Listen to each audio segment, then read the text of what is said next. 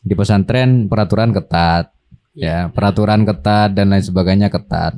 Di ketemu ajnabiah saja sangat susah kalau di pesantren. Kalau di dunia kampus sebaliknya sangat gampang sekali dan juga godaannya banyak ya Ustaz ya.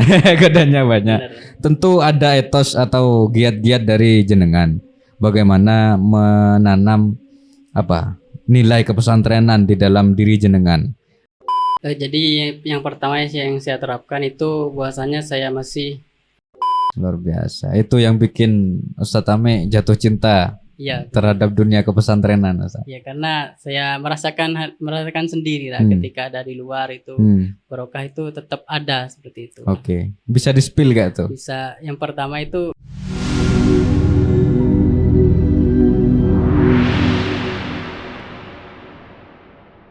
Assalamualaikum warahmatullahi taala wabarakatuh. Alhamdulillah kembali lagi dengan kami Nasya Podcast, siaran podcast persembahan dari Pondok Pesantren Nasyiin.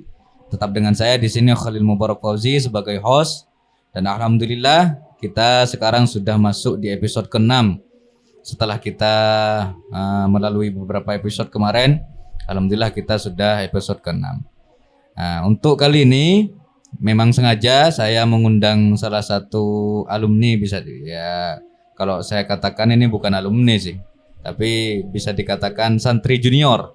Setelah kemarin kita mendengarkan cerita atau perspektif dari santri-santri senior, sekarang kita komparasikan dengan santri junior. Di sini ada Ustadz Ami Fahri Muhaimin Februari. Assalamualaikum Ustadz. Waalaikumsalam warahmatullahi wabarakatuh. Alhamdulillah. Saya Ustadz, kabarnya? Alhamdulillah saya. Alhamdulillah. Ini baru datang dari Jogja. Ya, alhamdulillah baru 1 minggu di sini. 1 minggu. Ya. Alhamdulillah. Gimana kabar studinya di Jogja? Studi udah selesai dan alhamdulillah Februari ini mau wisuda. Gitu. Oh, Februari udah wisuda ya. Fun fact teman-teman, Ustadz Ami ini ya, atau akrab dipanggil Ustadz Ami atau Ustadz Fahri ini putra dari Ustadz Hanafi, Ustadz Muhammad Hanafi yang kemarin di episode ke-4 itu jadi bintang tamu. Ini putra sulungnya. Dan saya dengar Ustadz Fahri juga atau Ustadz Ami ini pernah jadi ketua pengurus juga ya Ustadz ya? Ya, pernah 1 tahun di 1 sini. tahun ya. Tahun kapan itu Ustadz? Itu dari tahun 2020 sampai 2021. 2020 sampai 2021. Itu Covid ya kalau nggak salah ya? Iya, pas Covid. Covidnya itu ya. Luar biasa. Jadi sama-sama mengabdi nih. Bapak mengabdi, anak juga mengabdi, luar biasa. Semoga menjadi hal yang barokah. Amin. Satu hal yang barokah, semua manfaat semuanya, alhamdulillah. Sebelum saya lebih dalam masuk terhadap tema kita yang akan bahas hari ini, saya pengen tahu dulu nih profilnya Ustadz Ami, Ustadz Fahri. Kalau boleh tahu nih kelahiran tahun berapa nih Ustadz? Saya tahun 1998. 98. Iya. Kelahiran 98. Berarti kalau umur sekarang berapa nih? Umur ini mau menginjak 26. 26 dah. Tinggal 1 bulan lagi. Oh gitu ya. Status bujang. Jomblo masih. Ini Ahbab Nasya siapa tahu nih ada yang minat kan. Alhamdulillah. Umur 26 masih produktifnya ini. Luar biasa. Masuk pondok pesantren Nasyiin dulu tahun berapa? Masuk pondok pesantren itu pada tahun 2009 pas masih kelas 6 saya. 2009 kelas 6 MI. Kelas 6 MI. Kelas 6 MI, luar biasa. Kalau nggak salah dulu mukimnya di Pondok Utara ya. Utara. Pondok memang dekat masjid. Iya. Karena dulu saya juga pernah sering nginep tidur di Pondok Utara nih. Luar biasa. 2009 itu masuk pondok pesantren. Iya. Jenjang pendidikan kelas 6 MI. Keluar pondok pesantren kalau boleh tahu?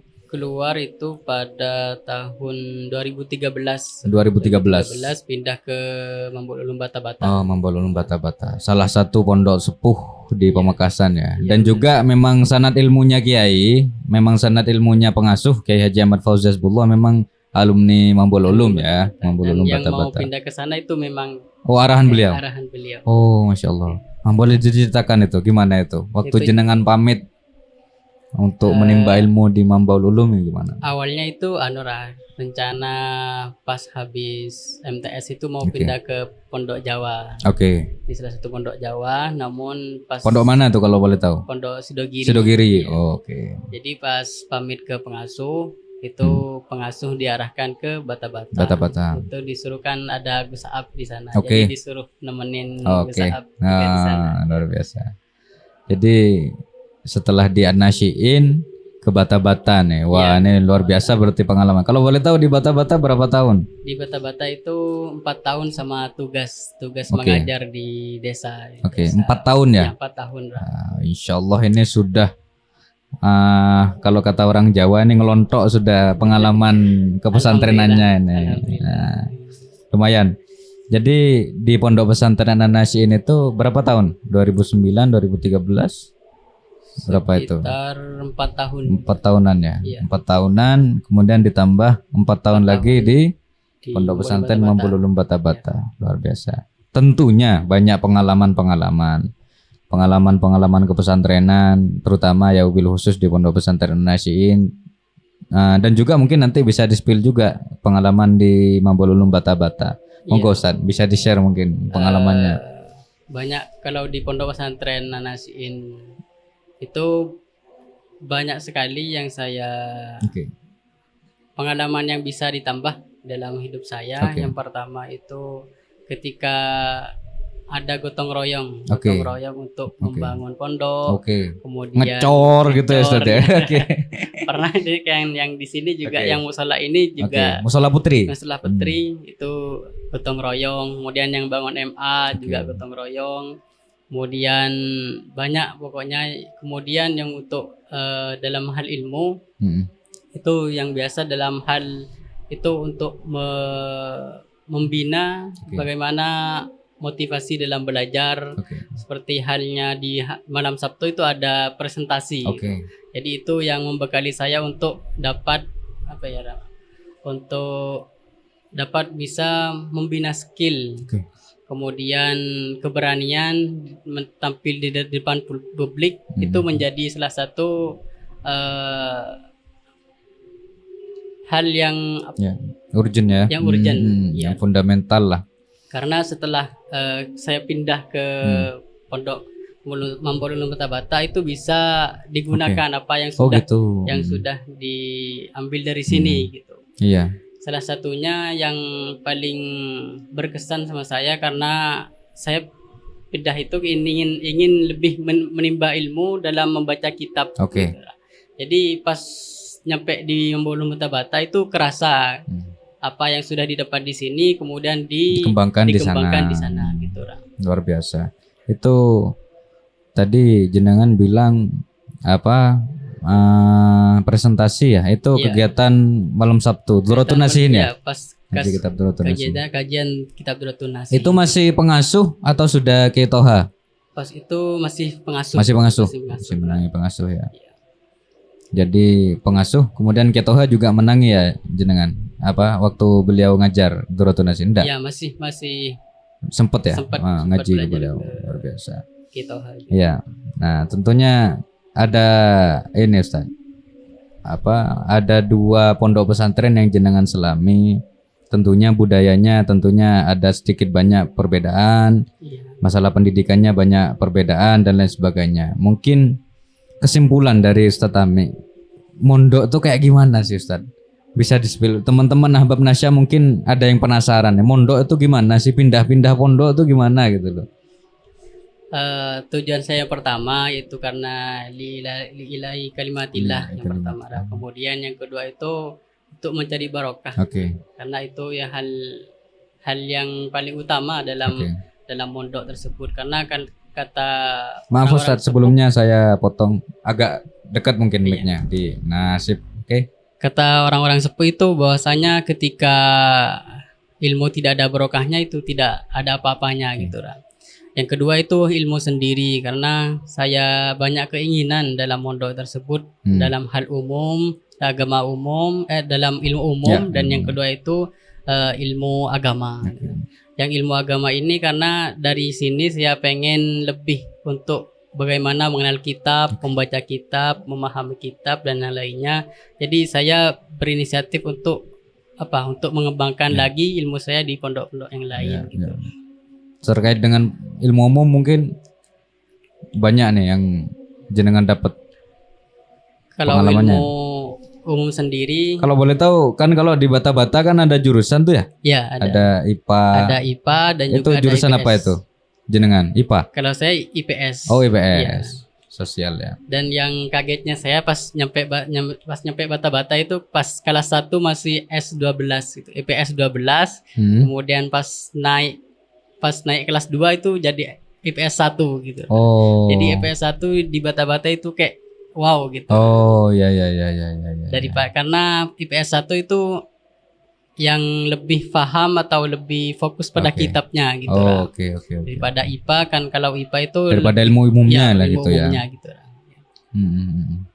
Dulu sempat ngaji apa aja Ustaz di An-Nasyiin, wabil khusus di lain juga di Mambolul Bata, ngaji apa aja tuh? Kitab-kitab yang jenengan sangat berkesan sekali ke kiai ke. Yang pertama yaitu dari pengasuh sendiri, Oke. yaitu kitab Duratun Duratun Nasihin, Nasihin. karena di sana banyak faedah-faedah yang bisa diambil, kemudian banyak ibarah Oke. yang juga bisa kita lakukan. Kemudian juga ada kitab yang pas pengen saya lebih diperdalam itu nahwu. Oke. Karena Memang ilmu alatnya ya. ilmu alatnya. Karena ilmu alat itu sangat penting Iya. untuk bagaimana bisa membaca kitab gitu. Oke. Dan yang di sini ini lebih bervariasi gitu Oke. lah. Ada yang nahwu, ada yang grammar itu untuk bisa membaca kitab, kemudian ada i'rab juga, dan juga ada yang i'lal gitu Oke. lah. Jadi ini paket komplit di Iya. sini lah. Ya. Karena kalau menginjak ke Bata-Bata sendiri itu lebih fokus kepada grammarnya gitu. Oh gitu. I'rabnya ini hanya selingan Iya, gitu iya. lah. Dan kalau di sini ini harus semuanya menguasai hal itu. Oke. gitu lah. Luar biasa. Ya, di Bata-Bata juga jenengan apa aja nih yang berkesan, pelajaran-pelajaran mungkin Ustaz bisa di-share. Kalau pelajaran itu ke Kiai Thohir, almarhum Kiai Thohir Almarhum, sendiri iya. lah. Yang Ngaji apa itu, Ngaji kalau boleh? tafsir Jalalain. Tafsir Saudara. gimana? Jadi pas ngaji tafsir Jalalain itu beliau ngasih motivasi, Oke. ngasih hiburan, ngasih bagaimana untuk bisa membangkitkan kita dalam ibadah, Oke, kemudian belajar ilmu agama dan yang lainnya, dan juga selain itu untuk mendekatkan kita kepada Allah Subhanahu wa taala Oke, gitu. Alhamdulillah. Juga yang paling berkesan juga di Bata-Bata itu ilmu falak. Ilmu falak. Ilmu ya. falak saya pernah di sana juga menjadi pembimbing. Oh, sampai jadi luar biasa. pembimbing di Oh. ilmu falak.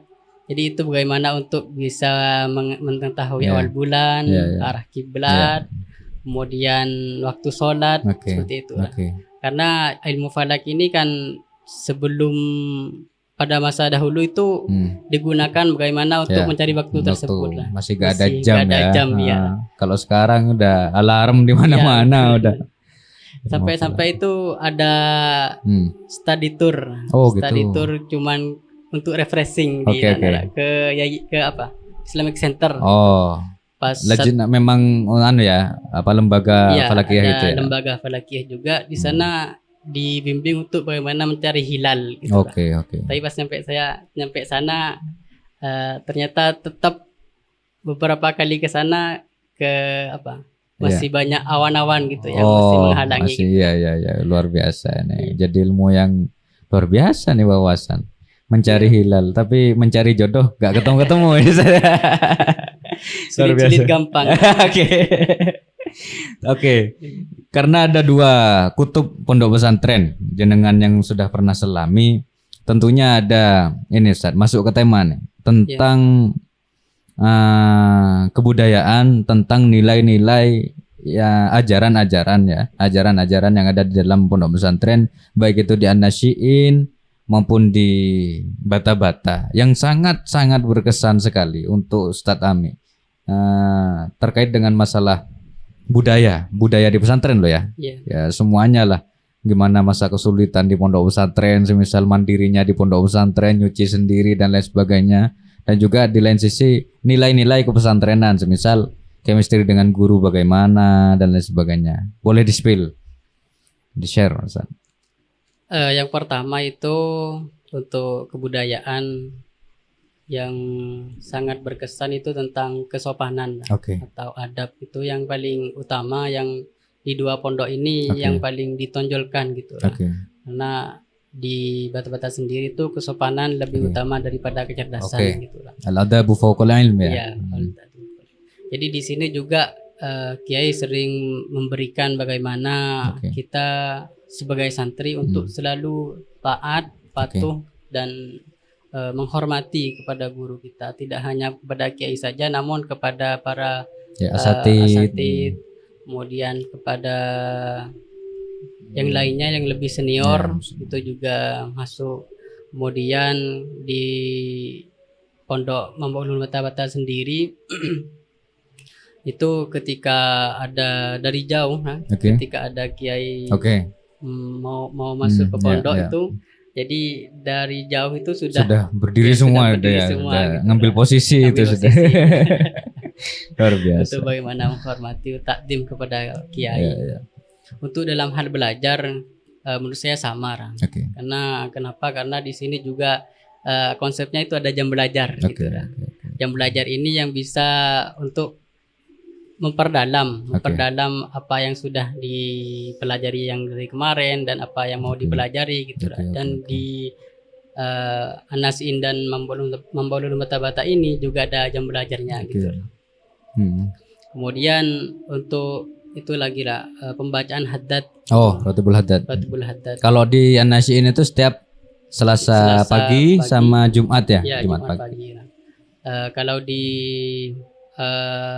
Mambaulul Bata itu sendiri-sendiri, tidak secara bersama, tidak di halakoh ya. Ya, dari banyaknya santri. Oke. Jadi ada yang per daerah juga. Jadi itu juga yang sangat memberikan siraman rohani kepada saya sendiri gitu. Kemudian juga salah satu yang berkesan juga dalam kesehariannya yaitu dalam mandi. Mandi ya. Karena An-Nasiin dan Mambaulul Bata ini dekat dengan sungai ya. Sungai. Dekat dengan sungai. Jadi, apalagi An-Nasiin dengan Mambaulul Bata-Bata itu salaf. Ya. Jadi jeding terbuka ya Ustaz ya. Lanjut Ustaz, gimana Ustaz? Jadi mandi di sungai ini pas kalau di Mambaulul Bata itu pas musim penghujan gitu lah. Karena kalau musim kemarau itu tidak ada kering airnya, ya. Kering. Jadi tidak mengenal air keruh, air jernih lah. Yang penting kita bisa mandi gitu ya. Bisa mandi. Lagian juga suci kan. Ya, benar. Udah bisa mandi dan bisa menghilangkan kotoran yang lain gitu, betul, udah betul. Gitu lah. Sampai kan di mengalir gitu lah. Dan yang di depan itu juga ada WC. Oh gitu ya. Oke. Jadi ada sponsor lewat gitu. sering. Jadi para santri itu tidak mengenal jijik atau apa seperti itu lah. Karena meskipun sikat gigi ya di iya joinan. Ya. Nah itu pertanyaan mungkin Ahbab Nasya yang nggak pernah mondok atau mungkin calon santri nih bertanya-tanya kayak gitu tuh kok jorok banget sih, santri tuh kok jorok banget sih, itu kayak gitu tuh menjadi penghalang nggak menurut Ustadz Ami pribadi nih, kayak gitu tuh menjadi alasan nggak untuk nggak kerasan di pondok atau apalah ya yang bikin nggak kerasan di pondok lah seperti itu, menurut Jenan gimana? Menurut saya itu bukan menjadi penghalang ya. Oke. Menurut saya itu menjadi motivasi lah.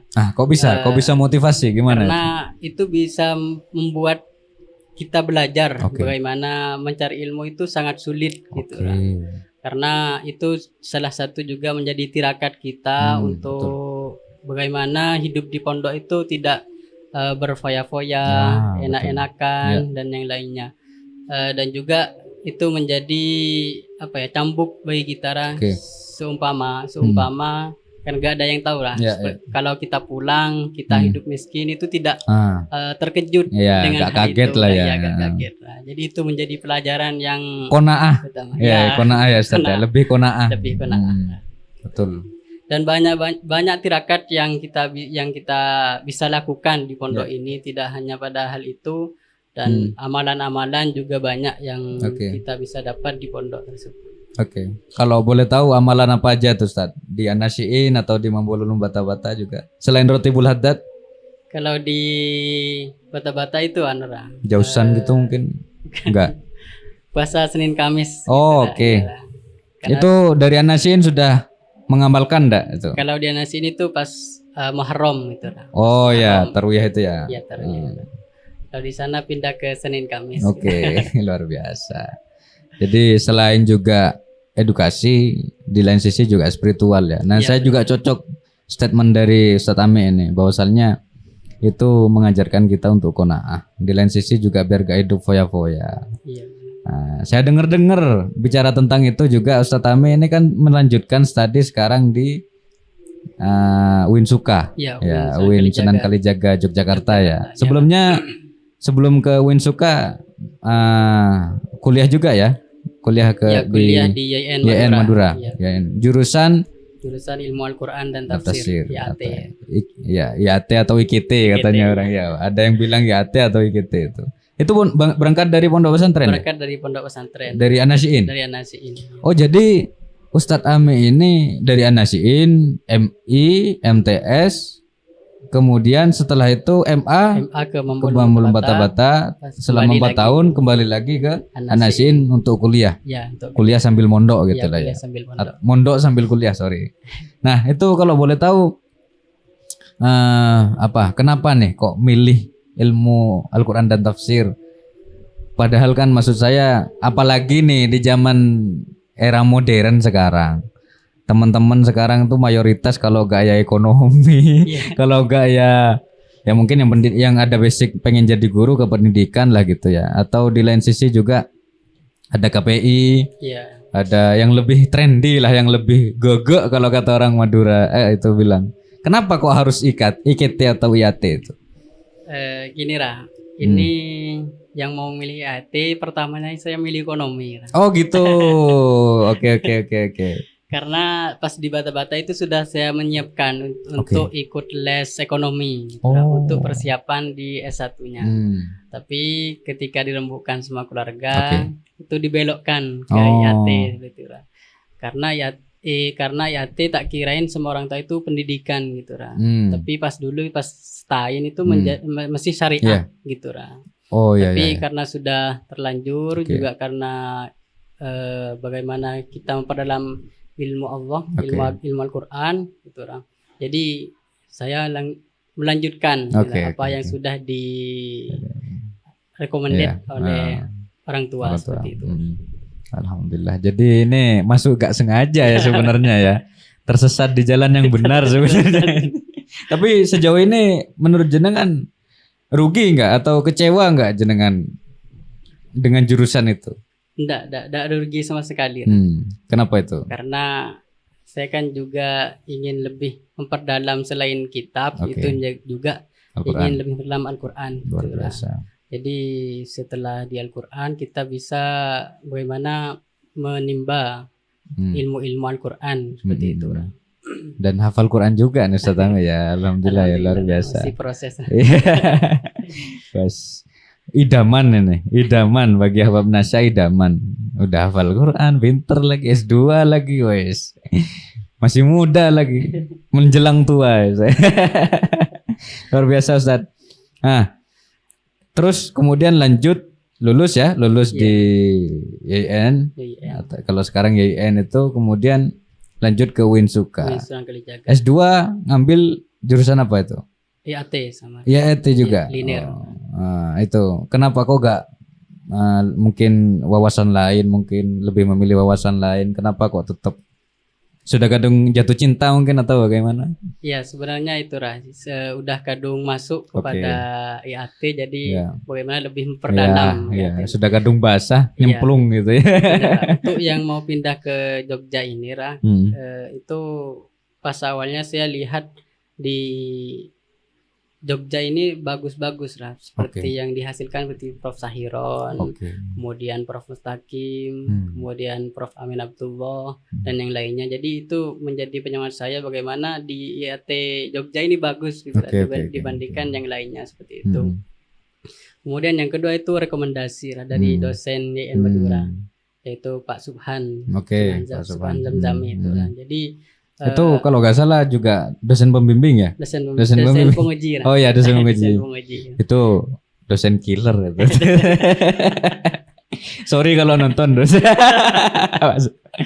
Terus bagaimana, Ustaz? Jadi rekomendasi dari Pak Subhan, mending daripada Surabaya kamu Oke.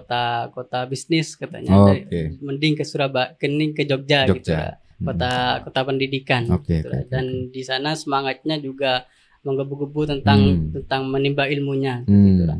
Oke. Jadi saya menganggur setengah bulan, setengah tahun. Ya. Itu kemudian melanjutkan ikut tes di UIN Sunan Kalijaga, kemudian keterima. Oke, S2. alhamdulillah. Kenapa tidak milih yang lain? Karena yang tadi itu ingin memperdalam dan juga itulah ingin jadi, kan kalau syarat PNS itu linear. Oke. Jadi Iya. di samping niat Iya. niat akhiratnya. Iya. Alhamdulillah. Amin. Semoga terwujud semuanya lah. Semoga semua manfaat barokah. Amin. Nah, tentunya dengan berbagai, karena saya paling suka itu kalau udah santri ya. Santri itu gak stagnan di satu, maksudnya saya itu tidak puas hanya dengan satu pondok pesantren saja. Jenengan itu sudah dari An-Nasyiin, sudah ke Mambolulum Bata-Bata, balik lagi ke An-Nasyiin, di sisi lain juga menambah wawasan di Yayan Madura. Setelah itu juga S2 di Winsuka. Tentunya banyak nih. Apalagi bicara masalah dunia kampus dengan dunia pesantren, yang mana kedua kutub ini berbeda. Yang ya bisa dikatakan banyak bedanya. Di pesantren peraturan ketat, peraturan ketat dan lain sebagainya ketat. Di ketemu ajnabiah saja sangat susah kalau di pesantren. Kalau di dunia kampus sebaliknya sangat gampang sekali dan juga godaannya banyak ya Ustaz ya. Godaannya banyak. Tentu ada etos atau giat-giat dari jenengan bagaimana menanam nilai kepesantrenan di dalam diri jenengan untuk kemudian mempertahankan dari mulai mondok, kemudian keluar mondok sambil kuliah, kemudian keluar pondok yang kan ngekos ya di Sunan Kalijaga ya, di Win Sunan Kalijaga di Jawa Tengah Jogja itu ngekos. Nah, bagaimana mungkin giat-giat jenengan mempertahankan nilai kepesantrenan, tetap pede menjadi santri, tetap pede menyandang sebagai santri lah gitu di dunia luar gitu Ustaz. Jadi yang pertama yang saya terapkan itu bahwasanya saya masih terkait sama pondok. Oke. Kemudian yang saya ketika mau melakukan hal-hal yang negatif jadi ingat kepada pengasuh, ingat kepada para kiai. Jadi hal itu yang bisa membentengi saya untuk melakukan hal-hal yang jelek seperti itu. Oke. Kemudian juga ada banyak kegiatan-kegiatan yang juga saya bawa kepada Jogja untuk bisa bagaimana untuk nafsu dan yang lainnya itu tidak menggembala yang lain seperti itu. Seperti halnya pas habis maghrib itu yasinan. Kemudian juga pernah melakukan Ratibul Haddad. Tetapi tetap istiqomah di luar. Tapi tidak tertentu pada hari-hari yang ada di pondok lah. Yang penting kita baca setiap minggunya itu sudah bagaimana itu menjalankan kegiatan yang ada di pondok seperti itu lah. Kemudian komunikasi sama pengurus yang ada di sini kan. Saya sebelum berangkat itu kata pengasuh jangan lupakan pondok, kemudian jangan lupakan para pengurus yang ada di sini. Jadi ketika ada di sana itu tetap ada kontak terhadap para pengurus yang ada di sini seperti itu lah. Luar biasa. Itu yang dapat membentengi saya dan sampai saya pernah banyak ini mimpi Kiai Fauzi ya. Gimana itu mungkin boleh diceritakan? Yang paling akhir ya, Oke. paling akhir. Kalau yang paling depannya udah agak Iya, lupa ya. Iya, yang paling akhir saya salaman ke jenengan, Oke. salaman ke Ratohe dan ke Kiai. Oke. Oh, salaman Iya, gitu ya. salaman. Masya Allah. Semoga menjadi simbol itu. Amin. Ilmu manfaat, barokah. Amin. Luar biasa ini. Nah, di lain sisi juga Ustadz Ame, saya pengen penasaran nih. Kebetulan juga dengan jurusannya nih Ustadz Ame ilmu Al-Quran dan tafsir, yang mana memang membahas masalah agama, ilmu din. Apalagi masalah-masalah yang saya bilang ini ya sensitif lah Al-Quran ini. Iya. Soalnya kan bukan karangan manusia ini, Iya. karangan Gusti Allah. Bahkan banyak itu di mukaddimahnya para ahli mufassir itu di mukaddimahnya mencantumkan ayat apa itu saya lupa. Pokok barang siapa yang menafsirkan ayat itu dengan sesukanya itu maka neraka itu balasnya seperti itulah. Itu yang ahli tafsir ya. Apalagi yang mempelajari. Tentu dunia perkampusan, dunia perkuliahan ini kan setahu saya, sepengalaman saya itu sangat bebas sekali. Apalagi bukan cuma pergaulannya yang bebas, tapi masalah ilmunya juga bebas. Iya. Artinya kalau di pondok pesantren kan kita mengikuti patok ya apa kata guru, sami'na wa ta'na ke guru. Ya guru pengennya ngaji kitab yang ini dan lain sebagainya, memang sesuai arahan guru. Yang mana itu kan satu poros gini lah maksud saya, satu komando lah gitu. Di dunia perkuliahan setahu saya itu sangat bebas sekali. Ya yang si macam A atau dalam kata tanda kutip radikal ya ada, yang wasatiyah ya ada, yang liberal ya ada dan lain sebagainya. Nah, di lain sisi tadi menerapkan nilai-nilai kepesantrenan yang mana dari segi tingkah laku ya, tadi kegiatan sudah terjawab. Sekarang dalam masalah keilmuan, jenengan kan sudah mempunyai sanad ilmu di An-Nasyi'in. Di lain sisi juga mempunyai sanad ilmu di Mambolul Bata-Bata, yang mana notabene salafiyah lah, salaf maksudnya ya santri tulen lah, kitab kuning, Ahlus Sunnah wal Jamaah dan lain sebagainya.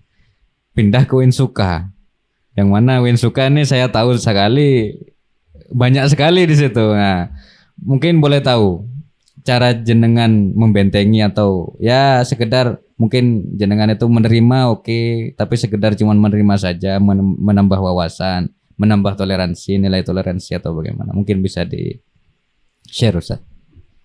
Di UIN Sunan Kalijaga sendiri itu banyak untuk pemikiran-pemikiran yang nyeleneh. gitu lah. Karena di sana tidak memandang apa ya, manhaj dan yang lainnya. Jadi saya ada beberapa yang saya ambil, kemudian ada yang beberapa saya tidak ambil. Seperti halnya ketika ada suatu perkataan dosen umumnya yang dapat mendiskreditkan Al-Quran seperti itu. Jadi mengatakan bahwasanya Al-Quran itu hadis atau bukan perkataan Allah dan lainnya. Karena ada beberapa dalil yang disampaikan. Tujuannya kan untuk membuat kita kritis sebenarnya. Cuman kan sangat bahaya sekali kalau diterima oleh orang yang gampang menerima dan juga orang awam ilmu agama belum kuat kan seperti itu. Lanjut Ustaz. Jadi yang paling membawa terhadap beberapa yang nyeleneh itu yang alumni barat. Kalau yang alumni UIN Tulen itu jarang untuk hal tersebut. Jadi yang karena udah banyak pemikiran liberal yang di barat dibawa ke Winsuka. Jadi ada beberapa statement yang agak nyeleneh itu ya. Jadi seperti itu saya mengambil pelajaran saja, tidak menerima secara apa adanya seperti itu.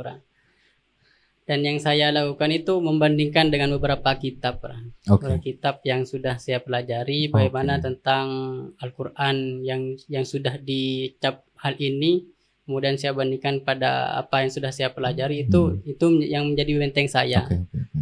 Jadi memang tetap berpegang teguh kepada kutubut turos ya, salafus soleh ya. Terus Ustaz. Jadi itulah. Dari perbandingan hal tersebut itu dapat memberikan saya wawasan yang lebih dalam menimba ilmu di Winsuka.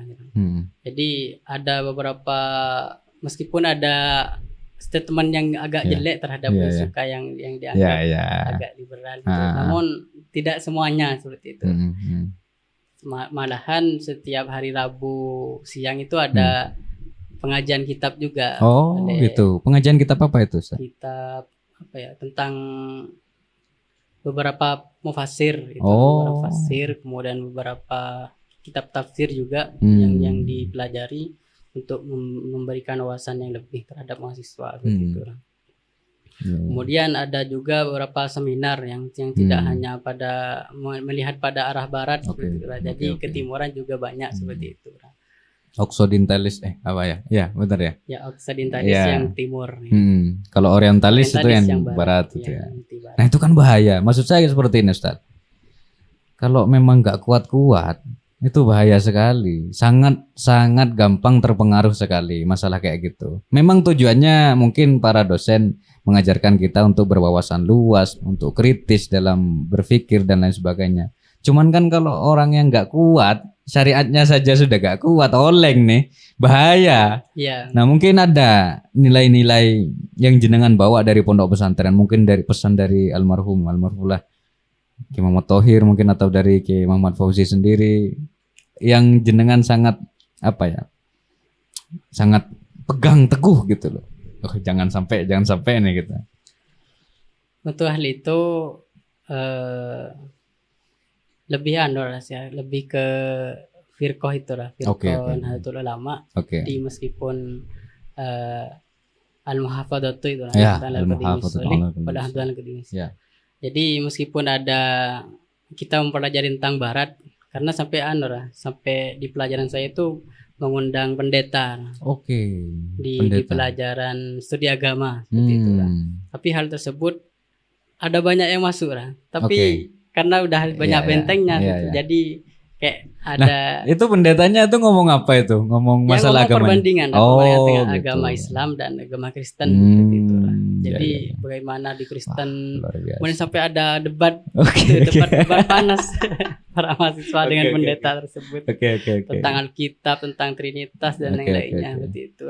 Jadi meskipun udah banyak kata saya, namun saya tetap membentengi dan seakan-akan saya tidak percaya sama sekali terhadap hal tersebut. Kuat iman gitu ya. Kemudian ada juga ada dosen saya Ahmadiyah. Oke, Ahmadiyah. Jadi udah Ahmadiyah bahwasanya Nabi Isa itu sudah mati, itu sudah dikubur. Namun karena udah benteng dari pas awal mondok di sini, jadi hal tersebut tidak masuk sama sekali terhadap saya. Luar biasa. Ya, memang itu yang penting.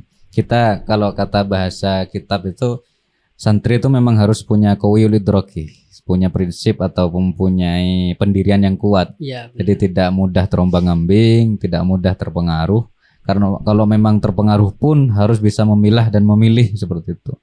Luar biasa ini Ustaz Ami. Jadi pengalamannya luar biasa. Sampai ketemu pendeta loh. Luar biasa ini. Nah, itu mungkin ini masuk ke nilai toleransi Ustaz Ami. Karena kenapa saya asik membahas ini, karena jenengan pengalamannya luar biasa. Karena saya agak ragu-ragu untuk membahas ini tentang nilai toleransi. Bagaimana jenengan itu menanggapi pergaulan bebas di luar? Pergaulan bebas di luar yang cenderung mungkin bisa dikatakan, kalau Win suka mungkin, kalau boleh tahu saya tuh di sana mayoritas pernah mondok atau pernah menyandang santri, atau malah mayoritas orang-orang nggak mondok. Kayaknya mayoritas nggak mondok. Nah, tentang pergaulan bebas yang nggak mondok itu, jenengan gimana ya? Mudah terpengaruh nggak? Apa saya lihat kalau di story jenengan itu kayaknya nih anak ini lurus-lurus aja nih, mempeng nih, nggak mudah terpengaruh sama pergaulan bebas ini. Gimana jenengan itu? Kan kadang ada anak santri itu yang canggung Ustaz. Ada culture shock, ada culture shock yang mana itu teman-teman ngajak, ayo ngopi atau ngajak kemana yang itu hal itu tidak biasa dilakukan di pondok pesantren gitu. Bahkan ya naudzubillah lah sampai mengarah ke kenegatifan, yang sampai ngajak apalah yang kenegatifan, naudzubillah. Nah, bagaimana jenengan mentoleransi teman-teman yang mungkin berbeda proses kreatif dengan kita gitu. Jadi kalau masalah tersebut, saya kalau melihat pergaulan bebas di Jogja ya fan-fan aja seperti itu lah, karena itu hak dan hak mereka untuk bagaimana ya dirinya mereka sendiri untuk dijadikan apa seperti itu Ra. Dan memang di sana kan toleransinya gak besar seperti itu Ra. Jadi agama apapun, kemudian dari golongan apapun itu sudah diberikan saja, meskipun melakukan hal apapun yang penting tidak merugikan masyarakat seperti itu Ra, itu tidak apa-apa seperti itu Ra. Kemudian untuk terkait ajnabiyah seperti itu Ra. Saya sendiri itu kalau kan ada nafsu seperti itu, ada ya sedikit sedikit pengen tergiur. Tergiur gitu ya. Tapi karena saya berangkat dari pondok seperti itu Ra, pondok An-Nasiin, jadi hal tersebut dijauhi seperti itu Ra. Karena saya tidak ingin mencemari nama pondok seperti itu Ra. Karena kalau naudzubillah ketangkap seperti itu, jadi ada label nanti seperti itu. Bukan cuman pribadi saja yang rusak, tapi alma mater juga kena, pondok pesantren juga kena, guru-guru juga kena, orang tua juga kena, keluarga semua. Alhamdulillah, ini luar biasa. Itu soalnya itu yang sangat susah sekarang Ustadz. Banyak bahkan para santri pun keluar dari pondok pesantren sekarang mungkin bisa dikatakan ya minim. Tidak kuat terhadap pergaulan bebas. Jadi asalnya mondok, tapi kemudian memilih untuk melanjutkan kuliah. Artinya harus keluar pondok, tidak berangkat dari pondok, tapi tidak kuat, oleng dengan pergaulan bebas. Nah, saya lihat Ustadz Ami ini masih tahan-tahan aja nih, luar biasa. Semoga bisa menjadi tauladan lah buat teman-teman kita nanti. Nah, di lain sisi juga Ustadz, saya pengen tanya, kalau boleh tahu judul skripsi ini apa waktu di IN? Kalau judul skripsi itu tentang dabbah yang didekati dengan teori Toshiko Izutsu, semantik seperti itu. Yang itu memberikan kesimpulan bahwasanya dabbah yang hewan melata itu tidak hanya pada binatang seperti itu. Oh gitu. Jadi manusia juga masuk pada hal tersebut. Jadi rizki yang diberikan Allah kepada hambanya tidak hanya pada binatang tersebut yang melata seperti itu. Namun juga manusia juga masuk pada hal tersebut. Yang penting kita berusaha dan ikhtiar. Selama kita mampu, kita melakukan hal apa saja dan Allah yang akan memberikan seperti itu. Luar biasa. Ayat wa ma min dabbatin itu ya, wa min dabbatin Allah. Luar biasa. Nah, saya pengen lebih dalam nih mengulik Ustaz Ami tentang pengalaman jenengan terutama di Jogja. Mungkin ada pengalaman unik, pengalaman menarik yang patut untuk di-share kepada teman-teman Ahbab Nasya terkait dengan pendidikan, tentang kehidupan dan lain sebagainya mungkin. Yang pertama itu terkait etos belajar seperti itu. Karena saya lihat di Jogja itu setiap kafe itu ada laptop, pasti ada laptop seperti itu untuk mengerjakan tugas-tugas seperti itu. Jadi tidak memandang dari kampus mana, itu membaur untuk bagaimana belajar tiap malam sampai begadang itu di kafe. Kemudian juga di perpus lah. Perpus banyak itu setiap harinya. Perpus banyak ya.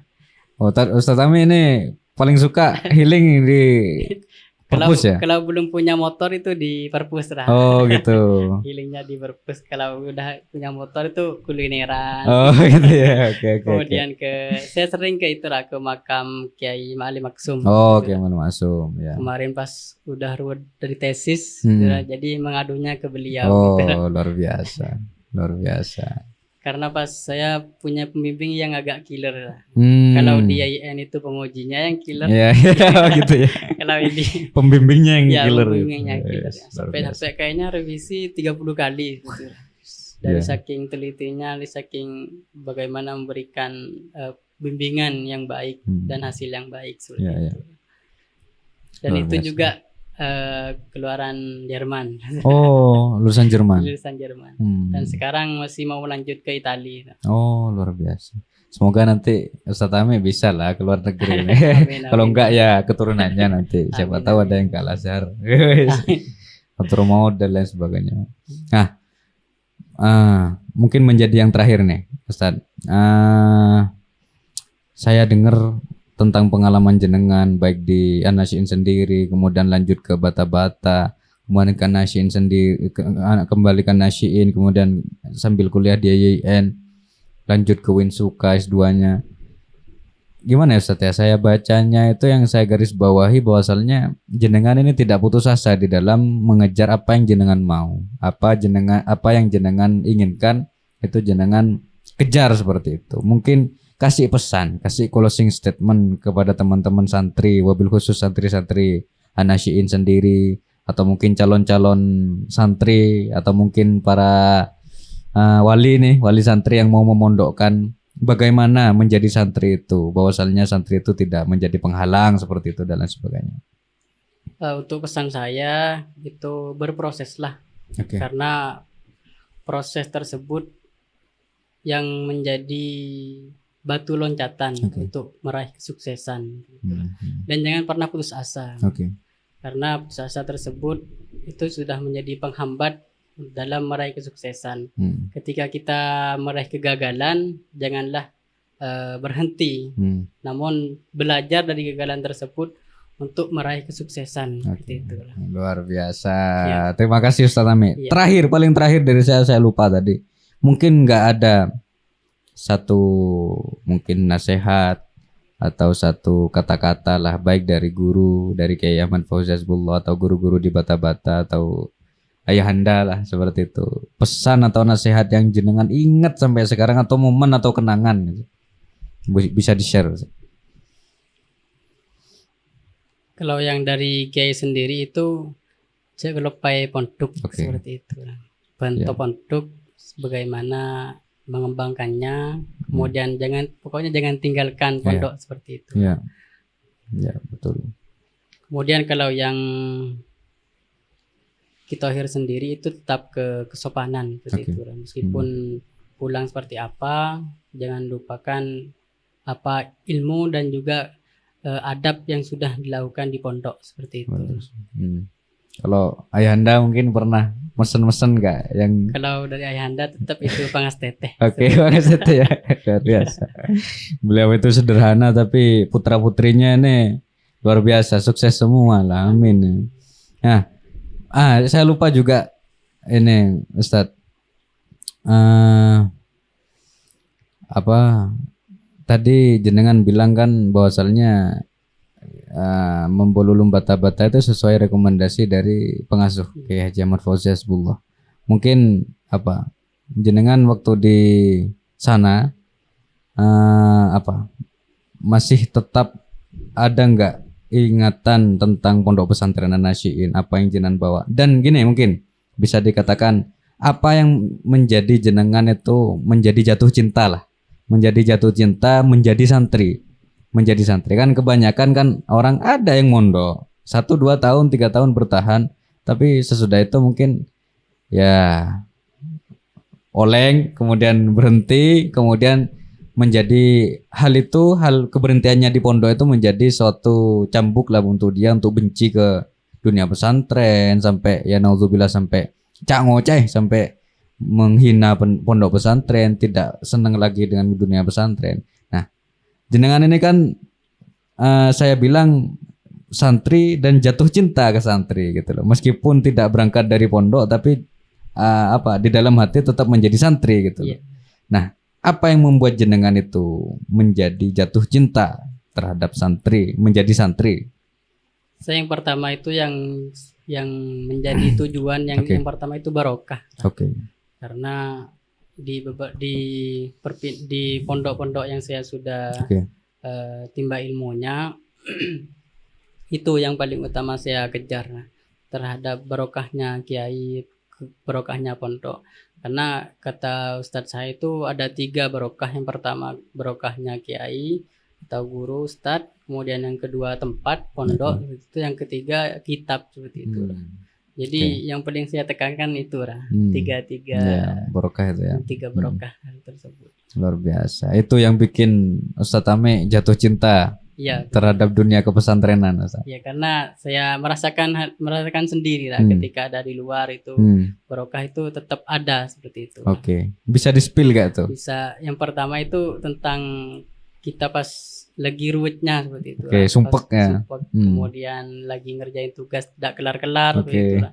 Jadi ngirim ke para Oh, tawasul. tawasul gitu lah. Jadi luar biasa. dari hal itu bisa Menenangkan. ya menenangkan, lebih Iya. gampang jalannya setelahnya seperti itu. Itu healing santri itu kayak gitu sebenarnya. Healing santri itu tawasul ke guru baru bisa. Luar biasa. Terima kasih Ustaz Tami. Mungkin cukup sekian. Terima kasih untuk mampirnya ke studio kami. Semoga apa yang disampaikan menjadi ilmu yang barokah, ilmu yang manfaat bagi kita semua, khususnya kepada Bab Nasya dimanapun kalian berada. Mungkin cukup sekian dari saya. Kurang lebihnya mohon maaf. Wassalamualaikum warahmatullahi taala wabarakatuh.